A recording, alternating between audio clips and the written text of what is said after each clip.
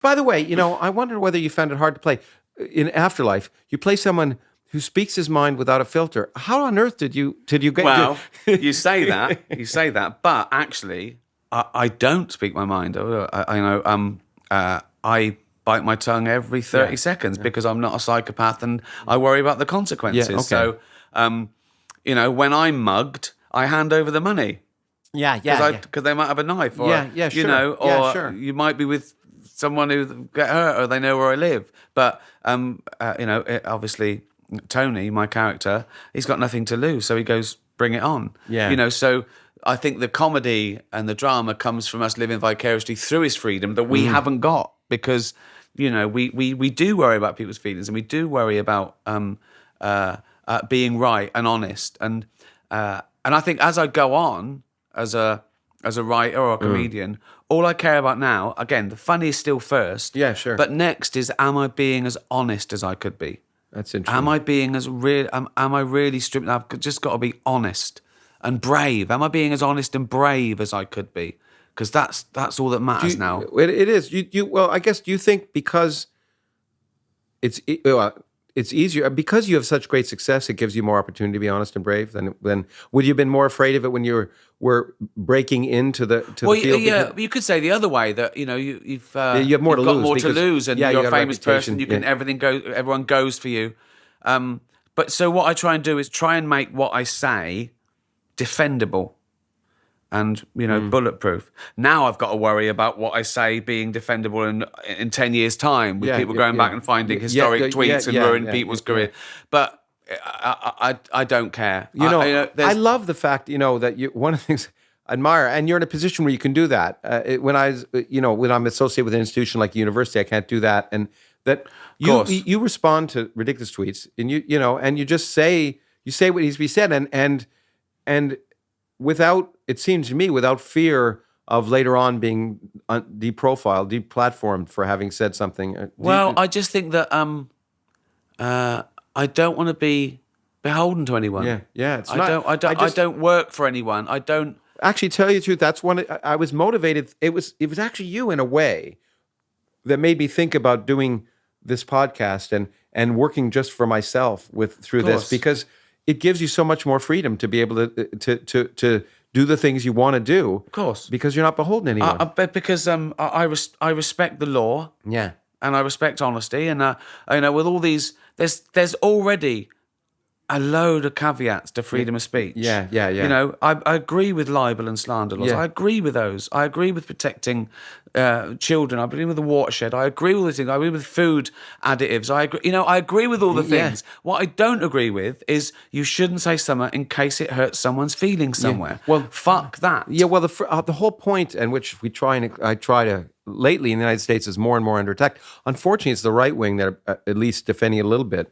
Yeah. Is the notion freedom of speech is designed to protect speech you don't like. You don't have to respect speech you like. It's designed to respect the speech of someone you say, that's horrible. If you don't believe in respecting the freedom of speech for people who say things you don't agree with, you don't agree with freedom of speech. And it's this nonsense that I did a tweet recently that I said, I'm a typical lefty, liberal, snowflake, champagne socialist kind of guy, anti-racist, anti-sex. And yet when I defend freedom of speech, I'm suddenly alt-right. Yeah. When did that happen? It's crazy. Well, but it is crazy, and it worries me in the States that the people who, because of this safe zone issue, the fact that people don't want to be uncomfortable, in fact, there was a U.S. university, I heard this, my wife was telling me this, that a speaker came in and he was speaking on due process and freedom of speech.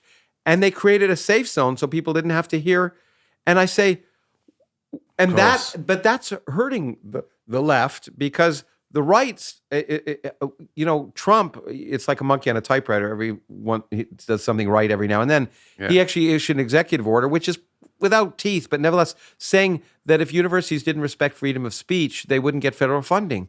But it's sad when it has to be Trump that says that. But it's crazy that it's colleges that is the seat of education and progress, and that's odd that it's there. You'd think they'd have their backs against the wall with flaming torches saying "keep away" with what we. You think they'd be the last bastion of that, and they're not. It's odd, and it's actually art.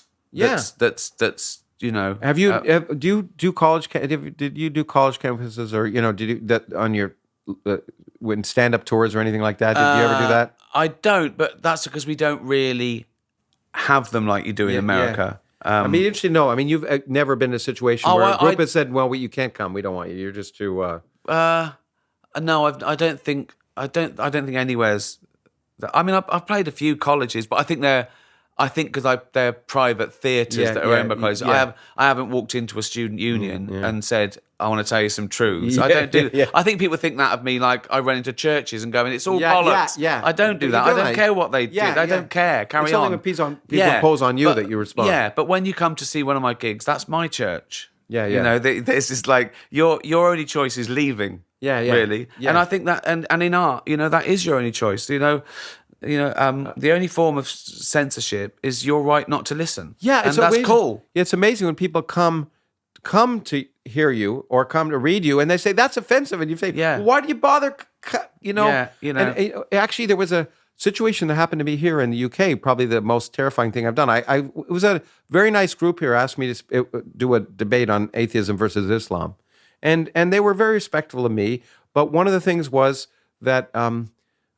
People told me they were going to segregate it between male and female. And I said, "You're not going to do that." And they said, "No, we're not going to do that." And then I went in, and there was a separate door for men, a separate door for women, separate. And I just went in. And I said, I'm not going to do this, and I'm going to walk out." And they'd put a lot of publicity, so I walked out, and of course they had me come back in and mixed them up a bit. I said, "You're going to mix them up," and some kids moved, and there was a big kerfuffle. I mean, as always, there was someone on a camera.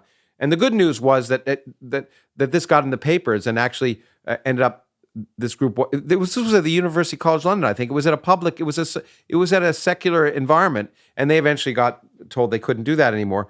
But what happened was at the end of it, there was a question period, and there were a bunch of women in burqas, and one of them was very upset, saying, "Why did you force me to sit?"